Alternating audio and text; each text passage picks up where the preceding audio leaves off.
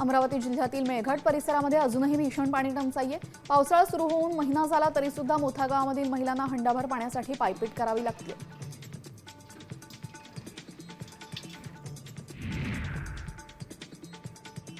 वाशिम शहरामध्ये 2 गटांमध्ये तुफान राडा झाला।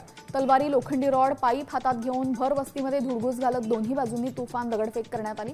या घटनेमध्ये 2 वाहनांची तोडफोडही करण्यात आलेली आहे। नेमका वाद कशामुळे झाला हे अद्याप समजू शकलेलं नाही। पोलीस घटनास्थळी तैनात असून सध्या या परिसरामध्ये तणावपूर्ण शांतता आहे।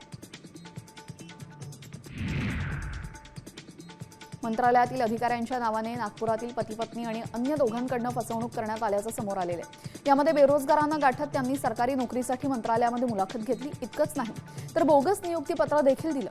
या प्रकरणामध्ये नागपुरातील हुडकेश्वर पोलीस स्टेशनमध्ये गुन्हा दाखल करण्यात आला असून पोलीस तपास सुरू आहे।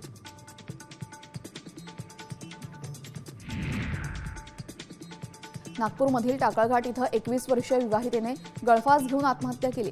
आत्महत्या नसून हत्याच असल्याचा आरोप मुलीच्या वडिलांनी केलेला आहे। तर मुलीच्या सासरच्यांनी तिच्यावर दबाव टाकून तिला शारीरिक आणि मानसिक त्रास दिला, त्याचमुळे तिने टोकाचा निर्णय घेतला असा आरोप केलेला आहे। अमरावतीमध्ये जिल्हा परिषदेच्या 8 शाळांना टाळं लागलेले।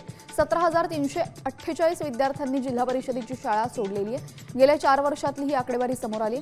विद्यार्थी पटसंख्या वाढीचे शिक्षण विभागाचे प्रयत्न अपयशी ठरताना दिसत आहेत।